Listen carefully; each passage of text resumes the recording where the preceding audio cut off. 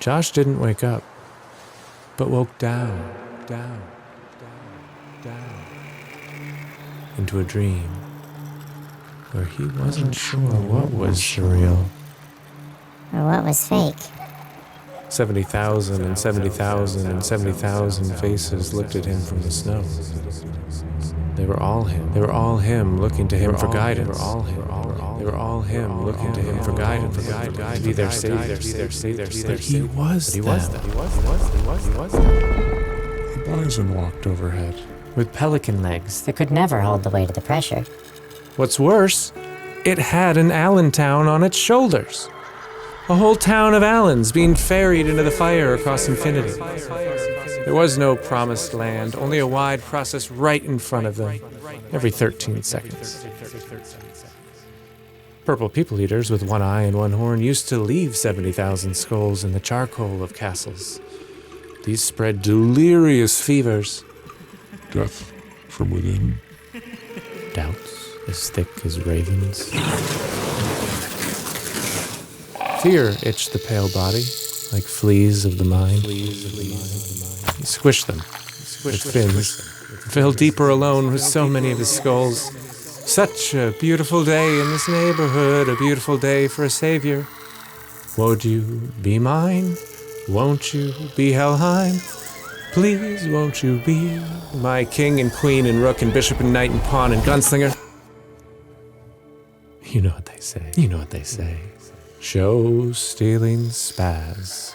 When it snows, it pours. And the bills were due. North of Snowember.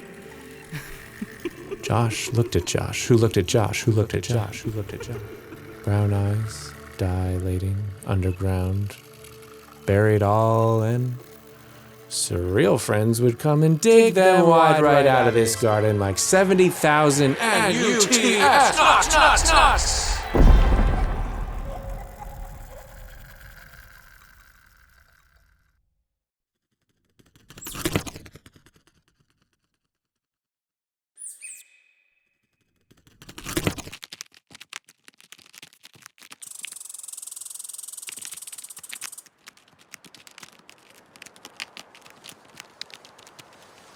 Nuts, thought the squirrel as it dug deep into the snowdrift. Nuts, cursed the squirrel. Just another savior. And scurried on. Josh of Allentown gasped for air from the snowdrift. Snow mountain. He was awake.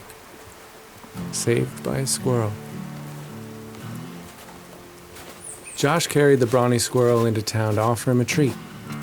His heart sunk. We're gonna need more squirrels. It wasn't so much of a dream after all. Sure, it was real. Allentown and the entire western frontier was blanketed by snow 81 inches from the ground. Josh himself, 6'5", measured only 77 inches. And that's 81 inches before it drifted like dunes of the desert, swallowing hotels and half the bell tower, which people climbed in and out of. Nursing babies, wounded victims, and wild animals shared the rooftops. Boom Boom deconstructed the last of their ammunition to generate temporary fires. Elders burned laundry for heat where only a month before Bills bathed and tossed razors in the sun. These desperate measures won't last the night. It's not just the storm and war, Josh. Dozens are infected, said Doc. I'm quarantining each block alone. Yeah, most Bills are too fever sick or exhausted to help. Josh could hear Mafiafolk vomit and cough. He knew their nightmares. New Fort York was always our shelter from storms. And our crisis hospital. Not to mention our keep from invasion. Josh looked at the white gap in the skyline where 2 towers and flags should be tall. It hurt. Like a mother's smile missing her 2 front teeth. Like a town of refugees without shelter, liquid water, firewood, or medicine. Without dignity or a healthy savior. Even the squirrels were missing their nuts. Josh, word is scavengers have already smelt out our condition, said Doc. What do you think? Asked Josh. What defense can we handle? I'm good enough to be on the line. No. Doc, just tell me how I can help. We have no fortress. And nothing else. We need to abandon Allentown.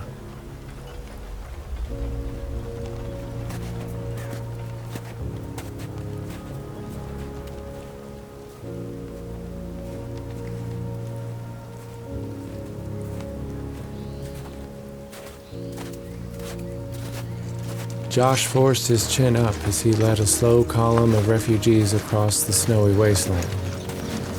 Bison, sleds, younglings, and elders lumbered slowly. Snow fell. All of Allentown that could be carried dragged on the shoulders of buffalo with thin legs. How had it come to this? They meandered the fallen redwoods, forded the cold Niagara, and camped days later below the Letchworth Buttes. By mid-morning next, a weakening portal was scouted in the Saber-Tooth Pass. It was not theirs. They were meant to be home, in bed, preparing harvest for the feasts of Thanksgiving. But they had to take it. In 2 days of blizzards and bridging glacial chasms, the refugees of the Buffalo Nation entered the week and left their entire age behind, and empty.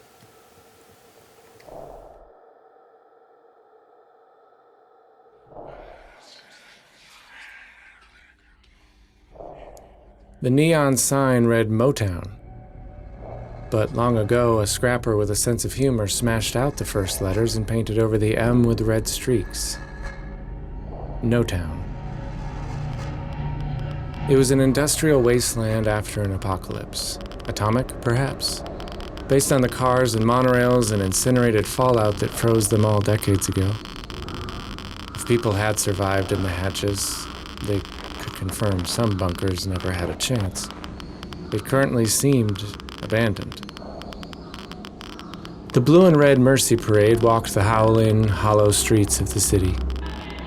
The Motown tune played from a huge speaker nailed to the Fox marquee on a loop. There were no people. Just haunting tunes and old records and post-apocalyptic communication posts. Static. Blank logbooks as of late. Perhaps it was a project that no one finished. Hawkeye walked his horse to the ruins of a skyscraper plaza. One leaned into the other, ready to fall tomorrow, or grow barnacles of rust forever. The People Mover monorail glided overhead, continuing to deliver nothing to nowhere in circles. An automated relic that forgot to die. Well, welcome to Motown, the city of tomorrow. It greeted at each stop. Welcome to Motown. Hawkeye watched a stray tiger notice him across the plaza. It sensed no threat and took more interest in a herd of wild mustangs trotting the waterfront. Silver, almost metallic they were. The abandoned menagerie explained the roaming wildlife, all the cages open. Creepy.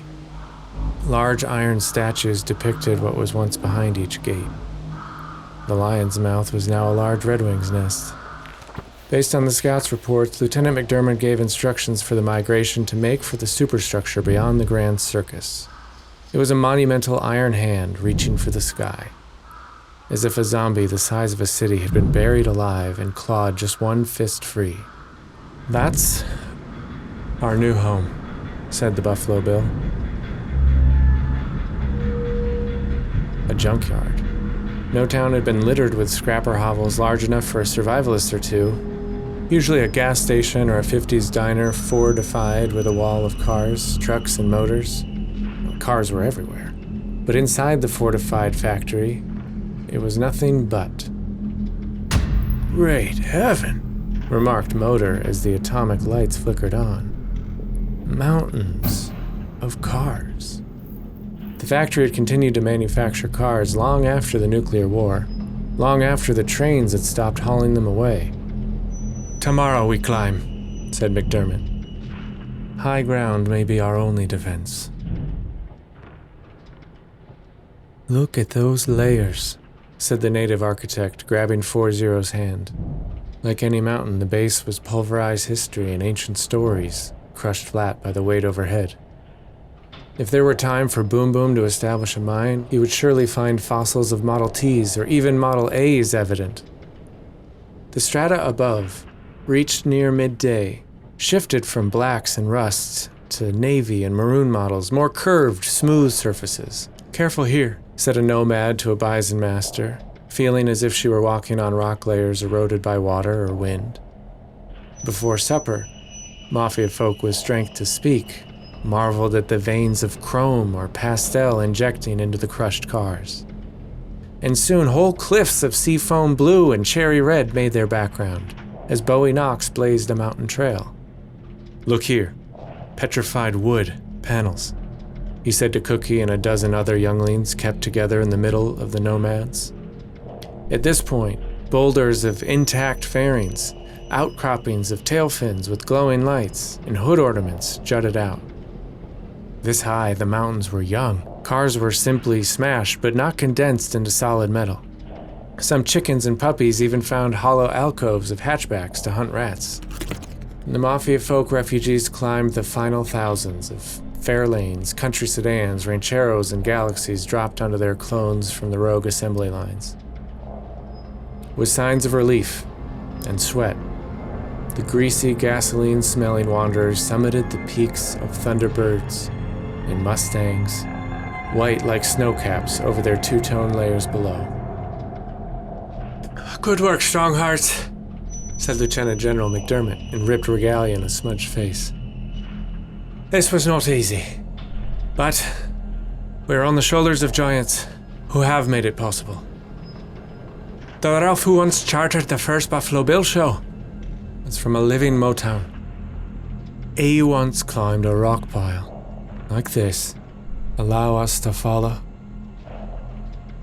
The great peacemaker, long before him, established the very idea of unity.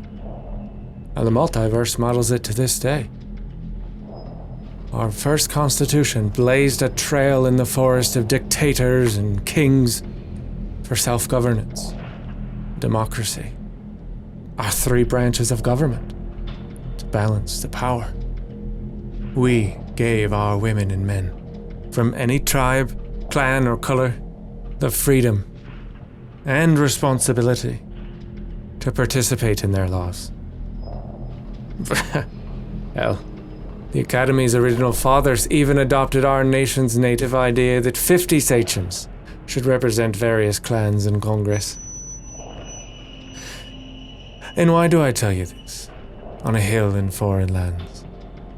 Asked McDermott to the travelers.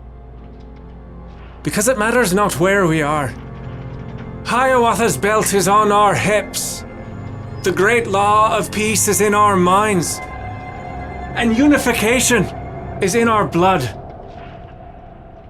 Even when we are tired, even when we are wounded, our blood is strong. Our hearts are strong because we beat together. McDermott looked at Josh and a clan mother. He looked at a brigadier general and a brewer. He looked at a newborn and Diggs, both orphans. And because of our ancestors' wisdom, native to Buffalo, we know that it is our mistakes that teach us more than our accomplishments. And we know that it is our greatest losses that drive us to that together. The tired crowd rustled. A bison shook her head. Younglings cradled toddlers from the ground. One with the same look as baby Josh on the Firebaugh Ferry, hearing his first legends. Josh knew that these wounded faces needed a leader right now. Josh knew he should be one of them. But he knew he needed a leader right now, and needed to listen to McDermott. Remember the dark hour of Wide Right, giving us the love of North Woods. Remember the great drought, giving us the outpouring of New Year rains, shouted McDermott in a foreign junkyard. We stand not on foreign rubble, but the shoulders of giants. And we too will lift as we trek through our moment in history. This is not our first tragedy this year. And the general abruptly stopped. Bean looked at him. Kids, parents, and elders looked at him. His throat and eyes burned as he looked to the brave families who were in the market that day. The families whose mothers, daughters, co-workers, fiancés, dads, grandparents were shopping that Saturday in May when he was called out of the fields. Fighting tears, he said, "God pray, it's our last. Buffalo Nation, let us be together." The tears fell. Circle the wagons.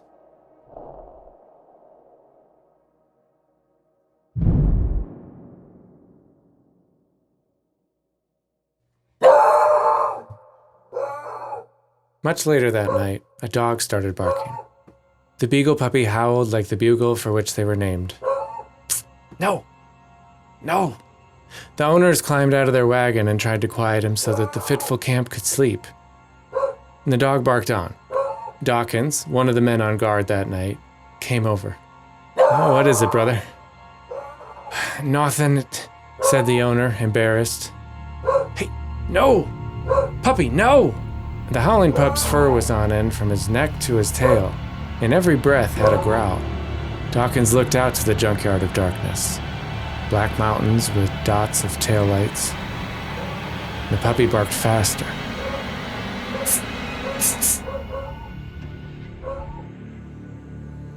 And then the dog stopped. "Oh, good boy, good boy. Thank you," whispered the owner. Dawkins glanced back out at the darkness, past the dog. I guess it was nothing. Dawkins moved to pet the cute puppy when the big bison behind them twisted and ripped off the side of the cliff. "Look out!" The bison's rope snapped tight like an oversized fishing line and flipped the whole wagon down toward them. Dawkins dove onto the family, but little difference it would make. Miraculously, Diggs was there. With a wheel in its grip, he strained at the weight of the sliding wagon, and whatever horrors were pulling it toward the cliff and the victims below. Josh of Allentown screamed as his firearm caught on fire again. The wagon split apart where he shot it from 5 yards away, and its heavier sections broke enough that Diggs could heave the larger section as far away as he could from the family.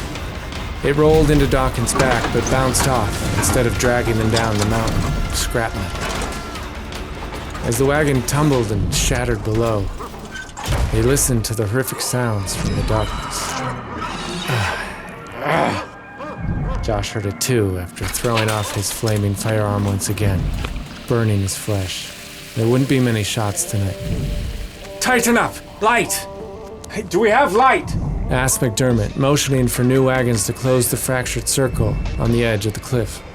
Motor started up 40's latest invention, a fleet of Ford bumpers all stacked with their high beams on, adjustable by hand crank. Dozens of headlights swung as 40 spun the steering wheels that twisted the crankshafts. "Oh my God!" The Mafiafolk screamed when the light overshot the scene, and slowly cranked back. 14 black eyes glowed orange up at them. A pack of rabid bull mastiffs devoured the wagon, even as the bison escaped. "How are those dogs so big?" asked Cookie. "Those aren't dogs. Those are spawns from the scrapper pits," said Dawkins. "Packs of brown demons. Dogs." The beasts bit each other for meat off the wagon. Those with a taste sent flames through their fur. The hounds of hell, said the deep voice of Bigfoot Phillips. Big Iron! Shouted McDermott. "Ready the cannon." With coordinates relayed clearly along the line, Big Iron Bass calculated trigonometry fast with a pencil. Fire in the hole! He shouted. hit.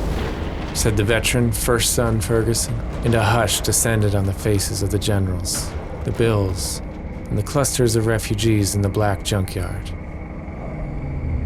Then, at the south side of camp, another beagle, Hank the Hunk, started howling about danger. And another to the northeast separately. And another toward the closest mountainside, where a flaming pack of dogs clawed out of a Greyhound bus. Josh's head turned to the barking and howling from all sides of the mountain, his gun smoking and his arms shot. 4-0 cranked the searchlight in every direction, with motor swiveling on top. Shadows and steel shined and swallowed the light. It was a horror show, with starving dogs everywhere. Hey, Big Iron? Yeah? Reload.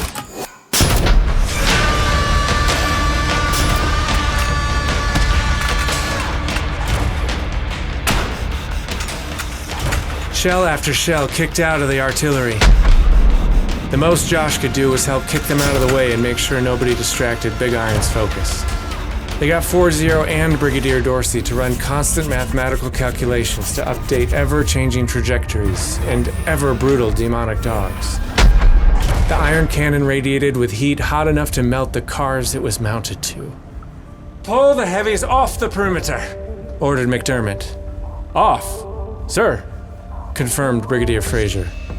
McDermott lowered his telescope from his perch on a Fordson E-83W. "If even one pack of those dogs reach camp, there's nothing we can do to stop them. Get all hands to the gun crew.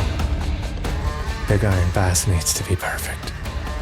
"Fire in the hole!" Bigfoot Phillips ran to the broiling cannon and thumbed the vent closed with his thick bison hide gloves. This suffocated any open flames left behind. "Hit," declared Big Iron, only 56 yards away from the explosion. That was 3 perfect 3-pound cannons and 3 less packs of hellspawns. Rawhide Oliver shoved in the ramrod fast to sponge the barrel. Even as Basham, Bigfoot, and Bass rotated the gun. "Coming fast! Much faster!" warned Diggs. "Let's go. Let's go. Go. Stop." First son Ferguson snapped open the next ammunition cart in dismay. "What?" asked Kyer the kid. "Nothing," said Ferguson. "Go! I can hear the dogs already." Kyer took the artillery and ran it to the piece just as Rawhide cleared the ramrod. "Morse," said Ferguson, getting the fevered man's attention. "Go tell the Lieutenant General. We only have 4 rounds left in the cart." "Whoa, only 4 left for tonight?" "4 left until we return home." The big iron ball was attached to a flannel sack filled with 3 pounds of gunpowder, which Kyer set in and Oliver rammed home. Big Iron Bass instinctively adjusted the screws and levers of the cannon, with his sight lit only by a candle and a black mountain range of howling in the distance. Ready.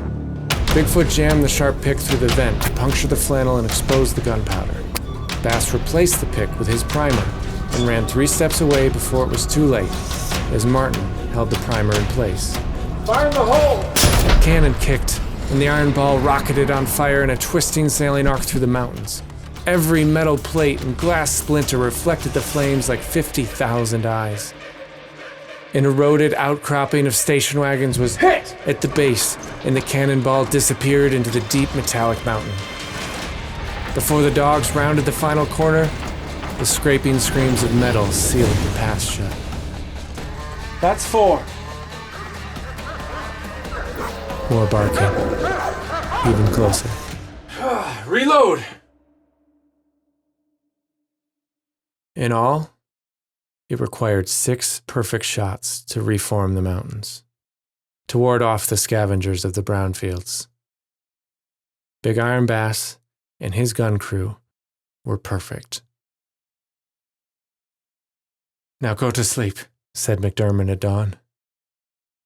"That's an order."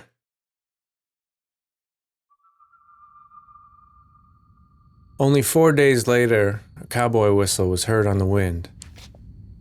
Hawkeye Johnson emerged from the circle of wagons, fortified with car doors and bumpers to seal the edges. When in Notown, defend how the dystopian survivalists do. Missing survivalists. The whistle came again. "Blizzard Dancer!" shouted Hawkeye and ran down the mountain trails. 2 riders walked in the ruins of the Gray City in sky-blue morning.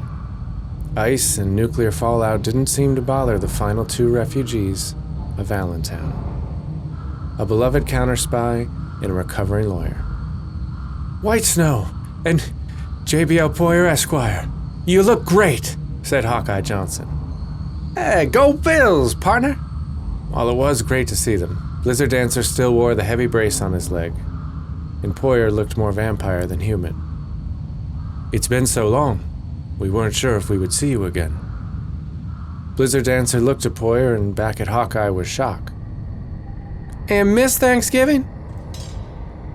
Hawkeye gave the 2 newcomers a tour of the humble mountain camp. Car antenna propped up Zuba hides for shelter, uninsulated metal boxes for childbirth, and rations were eaten cold out of cans. "Not exactly how we imagined the holiday," said Proprietor Duff, adding chicken bones to Cookie's watery broth. "By the mortal!" cursed Blizzard Dancer. "Camping don't look as goodly without the water, feasts and tailgates, or scenic splendor." "We are lucky to be alive. Brown dogs ambushed us the night we arrived. Josh's shooting arm. It's as wounded as Allentown." "What's wrong?" asked Poyer, recovering from consumption. "His broken gun leaks open flames onto his arm every time he shoots. The accuracy is off, to say nothing of the mighty pain it must cause." "Well, let him rest," said Poyer. "Thanksgiving is a time for peace." And turkey," shouted Blizzard. Based on the hopeful eyes of the Mafiafolk who looked back at him, he knew the reality. "You ain't got none." "But we set traps through the whole city. But I have half a mind that the wild tigers keep game away. Escaped from the menagerie." "Yes, we passed through it to avoid a giant carcass that spooked the horses," reported Poyer. "A giant carcass, you say? On the path we took just 4 days past?" "Yes, sir. Mauled. Below the leaning skyscraper in monorail stop." "Welcome to Motown!" Yeah, City of Tomorrow," mumbled Hawkeye. "So you came in with the old tiger cages on your left, and the lion statue to your right, through the zoo?" "Pretty much. But do you remember seeing a lion statue?" Blizzard Dancer asked Poyer. No, was it small?" "No, it was enormous. Iron. Had a full-size Red Wing nest in its mouth," said Hawkeye. "You couldn't miss it." The 2 travelers looked at each other with a sinking feeling. Then it was missing.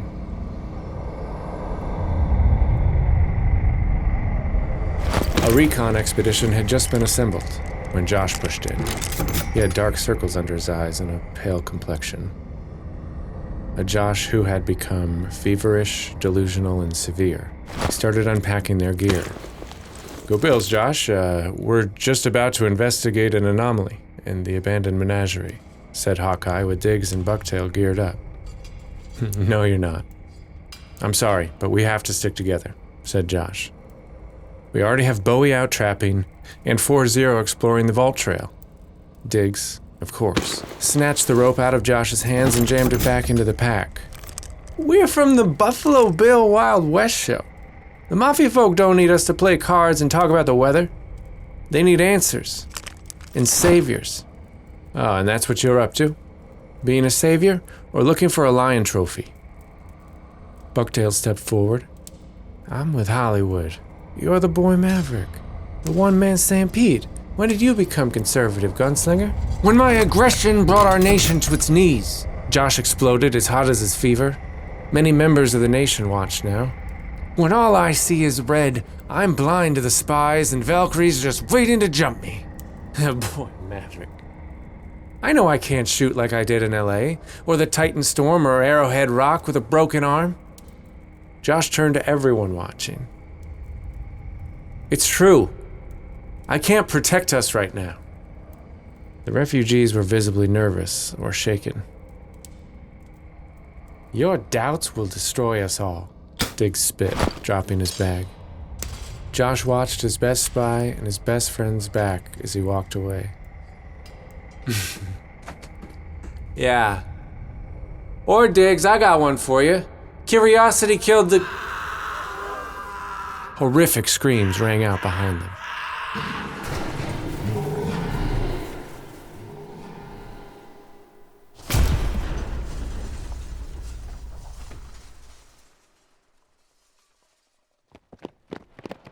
Mackenzie Slim, the fastest, even on mountain terrain, was the first to arrive and work the jam vault.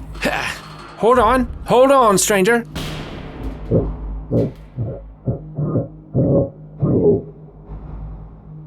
Damn.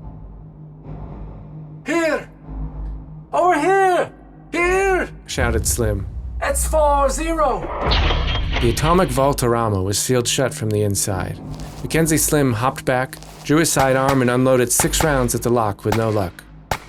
He scrounged for a bobby pin and screwdriver to pick it instead.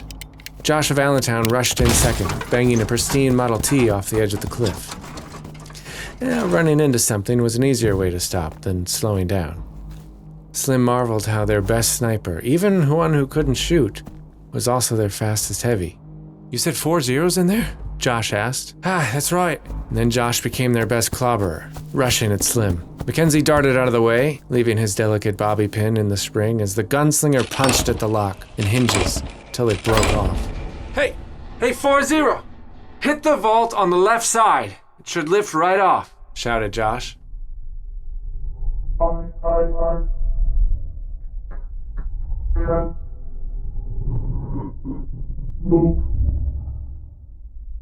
What?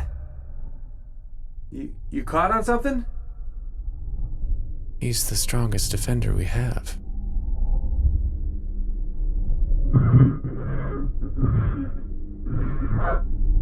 Mutilated friend. Josh paused and lost his rhythm. He looked at Mackenzie, whose grave expression indicated to Josh that he'd heard the same thing. I can't protect us right now. Okay, brother. You just stay where you are then. We're gonna find a way to get to you. Boom, boom. Here. What do you think?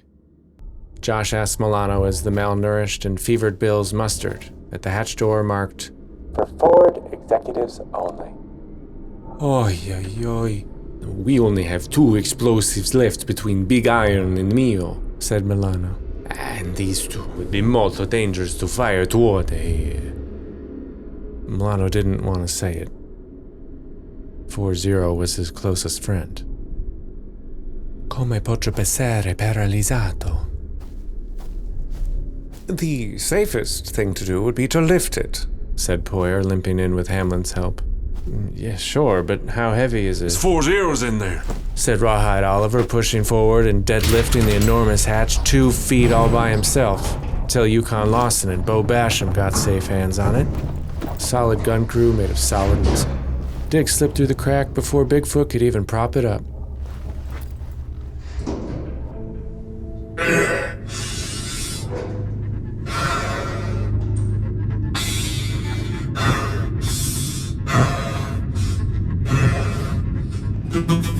best ability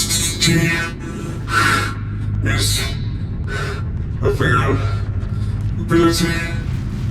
Right, kid? Said 4-0 to Josh. Just like Mom always said. Josh returned their old catchphrase. There was a lot of blood and oil when the first lanterns came into the vault.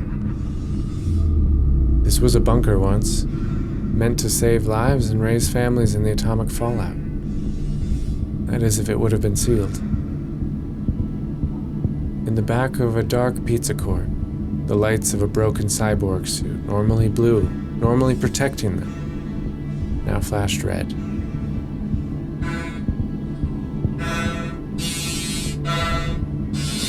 I've put all you in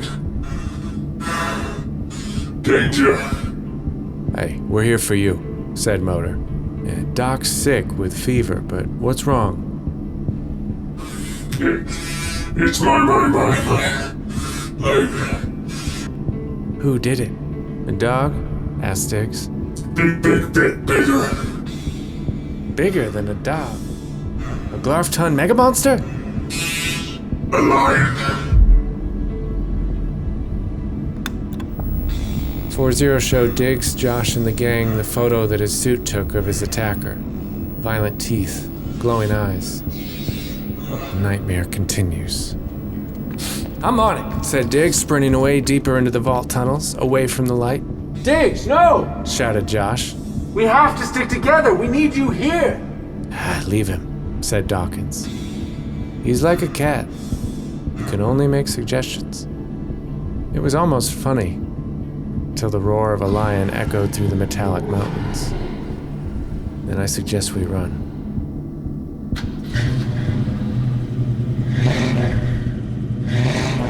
Josh of Notown and Mackenzie Slim drove the lead Mustang, which Motor found unharmed in the vault garage. He chauffeured 4-0 and the others in a Bronco behind. The Fords raced along the slick mountain roads, made of the very same bodies of pulverized Fords, crunching outcroppings, skidding around switchbacks, and suddenly slamming on the brakes, only 10 yards away from their wagon camp and safety. A lion jumped into the road right into Josh's aggressive tunnel vision. Again, blind spot. The search and rescue party retreated as fast as they could back down the mountain, away from safety and where they came from. Inside the vault, Rawhide jumped out of the swerving Bronco and just barely slammed the door shut behind them. The fierce lion crashed into the hatch wall with a terrifying roar. But safely on the other side. We made it, said Bigfoot. We almost made it home, said Slim. We're lucky to be alive, said Josh. Turn off the cars, demanded Motor. Their exhaust will suffocate us. When they did, the smattering of bills were again in total darkness. The roaring lion fought at the door, claws scraped and metal twisted outside. We're sitting ducks in here. Sitting turkeys. Very cute. We have no weapons, no attack maneuvers, and no choice but to find another way out before we run out of air or get eaten by a lion, said Josh's voice to the darkness. Or are we sitting chickens? Said another anonymous voice. Who said that? Josh was furious and looked for the insult.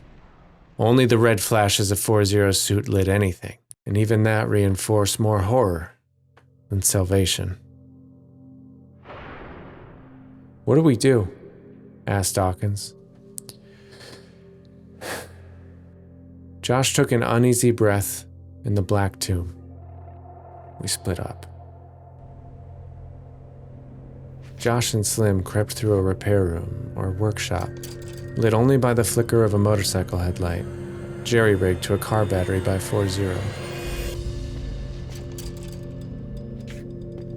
Numerous masks and human faces made of metal looked at them.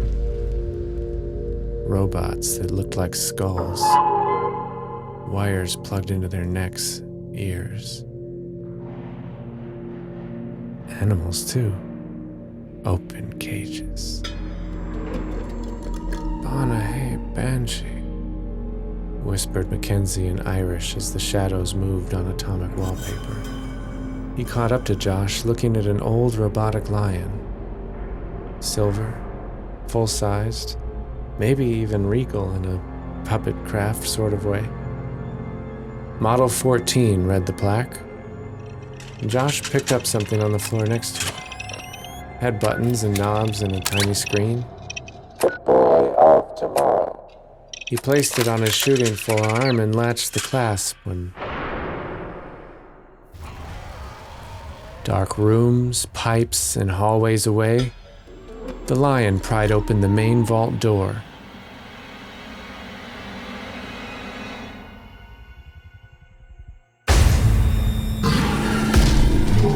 The lion was so big only parts of its face or chomping teeth could be visible at a time.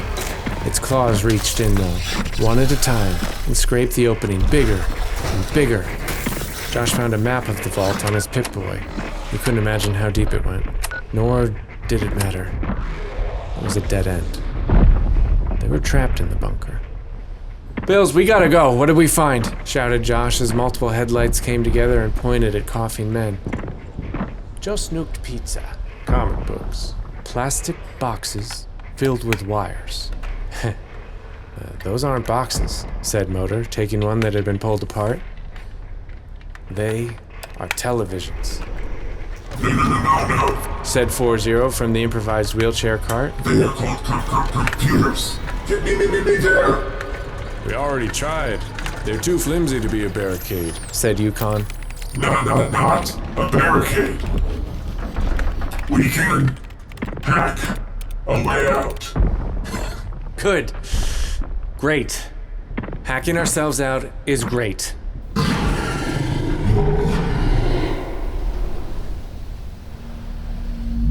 Mama J was taking an afternoon catnap in the bed of a ranchero when the glass next to her face lit up and glowed Honolulu blue. What she assumed was just another window and a smashed eco line started to scan blocky blue letters left to right. Thank you for choosing Motown Tomorrow Network. Motown Terminal Link 17. 1. New message from Ford C Suite. Vault Terminal Link 16. Log in to begin. She could worry about that later.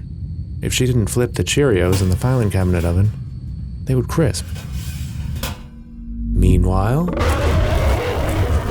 a lion the size of a Glarfton mega monster continued to devour the one and only door that Josh and the Bills could use to escape the vault alive. The terminal login screen gave Mama J all kinds of random gibberish code, with various 7-letter words scattered throughout. Since the very first computer, login screens ruined lives. She'd made 3 out of 4 failed attempts before asking various Mafia folk worried about the missing Bills if they knew what a system administrator was. Meanwhile, 40 assured everyone in the vault, nicknamed the Lion's Den, that electronic mail was instant and that they had nothing to worry about. Luckily, one of the Mafiafolk misheard system administrator and thought Mama J was looking for a symptoms admonisher and thought of the Oracle. The Bills kid was sent to go find him, being told that he was last seen in one of the Ford vehicles. The Bills kid took a good, long look at the mountain range made of Ford vehicles. Meanwhile, Josh scratched some rust off of the puppet maker's Model 14 label in front of the full-sized lion robot.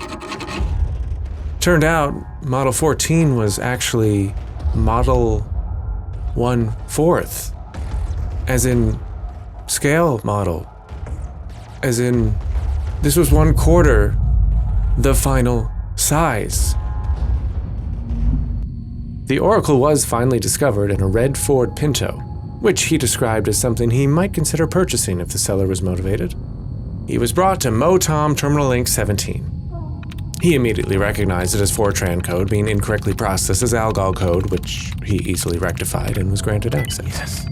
Pinto Ron insisted that electronic mail was potentially private for Mama J's eyes only, and he wouldn't read it. So, her far-sighted eyes had to start a new search for her reading spectacles. Meanwhile, the Bills were in a heated debate if they should be using their last moments alive to pray, on account of them being moments away from being eaten by a lion, or to go around the room and declare what they were thankful for, on account of it being Thanksgiving. When, suddenly, the giant lion routing its way in like a dog after a rodent, exploded away from the door. A big iron cannonball popped something into something up there and filled the bunker shaft with an orange fireball. The Bills, Josh, 40, Milano, Motor, Slim, Poyer, Hamlin, Dawkins, and the gun crew all cheered ecstatically. "I'm thankful for that right there," shouted Dawkins, covered in grease and glowing in the orange light. That's got our email. The Bills rushed back into the Ford vehicles and burned out toward the light at the end of the tunnel, Motor leading the way. They were just about to the ruined vault opening, which the lion had ripped wide open, when Josh saw, out of the fireball, the massive metallic jaws of said lion, with burning hair, bite clear through the hood of Motor's Bronco. That truck bucked like a horse. Josh slammed on the brakes of the Mustang, but still he crashed into the wall of clamped teeth. Gears, crankshafts, and burning chrome all whirled inside the lion's metal skull. Jackie French Kemp! It's a machine! Josh shouted. All claws and teeth bit at them into the tunnel as Josh slammed the Mustang into reverse. 4-0 grabbed the car's grill with his robot-augmented arm in order to drag his car backward with only 2 wheels and a lot of sparks. The biting maw chomped away inches in front of them, often shearing off more of the chassis as the men in the front seats climbed toward the back of their wrecked truck. When they were out of range again, for now, the diesel-powered lion with metal bones roared like a freight train and dug deeper into the vault ferociously. Motown Terminal Link. Message from Ford C-Suite. Vault Terminal Link. 16. Fire again. 4-0. Ford C-Suite. Vault Terminal Link. 16. Message 3. from Motown Terminal Link. 17. Let me get the adults. They let me play Space War. BRB. Bills Kid. Motown Terminal Link. 17. Message 4. from Ford C-Suite. Vault Terminal Link. 16. Fire now. Same coordinates. 4-0. Ford C-Suite. Vault Terminal Link. 16. Message 5. from Motown Terminal Link. 16. 9. Hey. Motown Terminal Link. 17. Message 6. from Ford C-Suite. Vault Terminal Link. 16. Bass must fire now. We are going to be eaten alive. Coordinates still. 4-2. Dot 3-3. 9-9-2. 4. negative. 8-3. Dot 0. 4. 5. 1. 9. 7. 4. 0. and the Bills. Ford C-Suite. Vault Terminal Link. 16. Message 7. from Motown Central. 1. Thank you for choosing Motown Terminal Network. Driven to tomorrow. Trademark. Would you like to stay informed about the city of tomorrow? 1. Subscribe to the newsletter and accept all cookies. 2. Log out. Ford C-Suite. Vault Terminal Link. 16. Message 8. from Motown Central. 1. Thank you for subscribing to our daily newsletter. We have successfully added you to our additional partner marketing database. Ford C-Suite. Vault Terminal Link. 16. Message 9. from Motown Terminal Link. 17. Mr. Bass says the mutated lion. I think he means robotic lion. Is so deep in the vault he can't make a kill shot. With only one remaining shot, only critical strike can save. Advise. Pinto, run. Motown Terminal Link. 17. Message 10. from Ford C-Suite. Vault Terminal Link. 16. Go, Bills. 4-0. 4-0 shook his head. The cavalry wasn't coming. Josh felt the weight of a mountain of cars on his shoulders. He may be on the shoulders of giants, but when they were drowning, it was a lot to keep up. Milano and Bigfoot made noble speeches of what they were thankful for this year, in slow motion, as the jaws and claws snapped above them. Josh looked at the pale, frail Poyer, shielding Hamlin. He looked at the memories of Finworld, Jersey, Vikings, and real tragedy. Each one of those losses a tooth of a nightmare lion that would finish off the dream for good. For good. He looked at Dawkins, shielding him. Even at the end of all things. I'm thankful to have you as a friend, Gardner. Josh said to his guard, and her. All of the bills tightened deeper against the vault wall. Jaws the size of towers gnashing.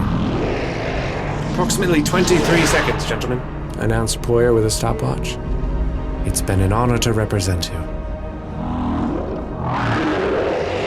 Is there nothing more we can do? Shouted Hamlin, horrified in the dark. Honolulu Blue glowed again from the terminal. Ford, C, Suite, Vault Terminal Link. 16, Message 11, from Motown Terminal Link. 17, We still believe. Buffalo. Josh closed his eyes in slow motion and took a long, final breath.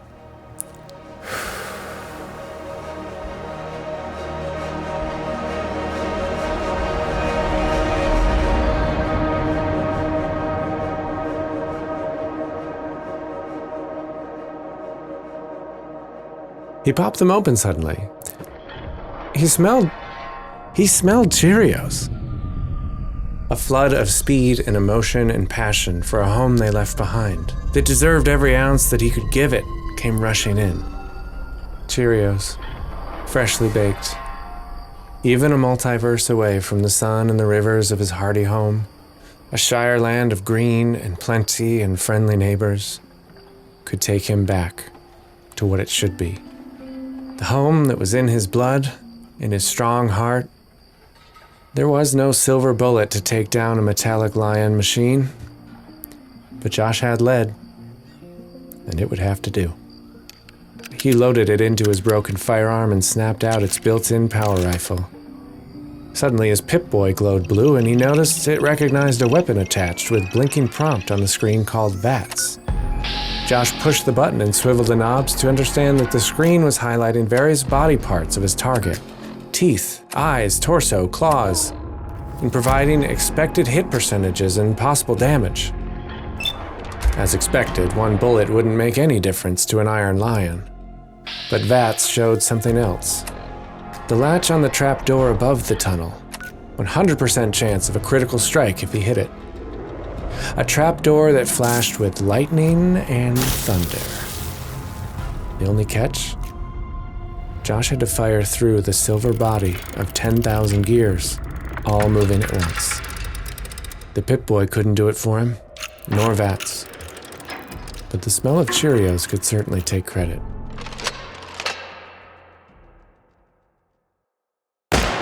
The bullet burrowed through the chrome robot without nicking a fuse and obliterated the door handle behind the lion. Hollywood Diggs, off to be a savior, broke through like a hero. But not just him. A full-sized, fully biological, fully ferocious lion beneath him. This outcast from the menagerie or the cages of the deep vault, they would never know. Roared like Diggs. It reared on its hind legs at the puppet craft 4 times larger than him. It was all grit and no quit. The robot took the bait and bucked as the fighting lion leapt with open claws on the robot's back. It squirmed out of the vault backwards, and Josh led the charge forward with a flaming arm lighting the way. Only 4-0 hung back, sending an email with updated coordinates. What did I tell you? Shouted Dawkins as they pushed forward. Did I not say he's a cat? You said that he was like a cat, not that he'd get a lion. Josh shouted back. And, like a cat, they don't listen to a word you say. But every once in a while, they leave a mutated demon lion robot dead on your doorstep. As a gift. 'Cause they love you. Outside of the vault, and the crater that it had been dug into, the full size of that mutated demon lion robot was clear. There were cargo ships in the Notown harbor smaller than this fortified battle lion. Diggs feared nothing as he commanded his steed into quite the show of acrobatics to keep it distracted. Josh took that opportunity to rush forward into the giant's side and pull exposed wires like puppet strings. The robot roared with its neck high, ready to strike down a knockout bite, when a 3-pound cannonball broke through its neck and twisting crankshafts. Big Iron screamed and celebrated with his final shot. 8 for 8 from the fortified mountain in the center of the wagon circle. As the colossal lion collapsed behind them and car parts erupted, Josh clutched Hollywood Diggs as tight as he could. Whatever had frustrated them in the past, he loved his partner, and that's what mattered. Nothing but thankful. Josh hugged Diggs tighter. A savior with a lion trophy. And speaking of trophies, all I could find was this. The atomic fallout must have mutated it. Bowie Knox pulled an incredible turkey roast out of a filing cabinet oven Pinto Ron had rigged up. The only thing was, in all of its succulent splendor, it had 6 legs. Josh, Diggs, and Big Iron are getting the first bite, said Mama J, bringing out her fresh Cheerios to the long table, soon to be smashed by all. What about my bird? Asked Diggs, smiling, but still not to be outdone. You wouldn't believe the mutants I found in the bowels of that vault. This thing was part turkey, part duck, part chicken, and terribly violent. Oh, you know we got that cooked right, said the chefs, bringing out the turducken on a hubcap platter. How did you make it so fast? Asked Cookie, delivering sides next to a fresh apple pie. Well, we deep-fried it in a garbage can, began Chef Norm. And then nuked it in a box full of microwaves, said Chef Pooh. Right, just to get rid of the radiation, finished Chef Norm. Sounds delicious, said Blizzard Dancer, holding a chair for an elder. You already know, said Dawkins, giving Phillips a seat. Every dish had been cooked on the hoods of cars, saw blades, garden rakes, and shovels. Elvis played a little ditty to entertain the kids' table, and the bubble guy from Allentown sent a playful storm of bubbles over the table. Hannibal removed his mask. Did you know, before the multiverse was connected, it was our ancient ancestors who fought in the first Thanksgiving championship?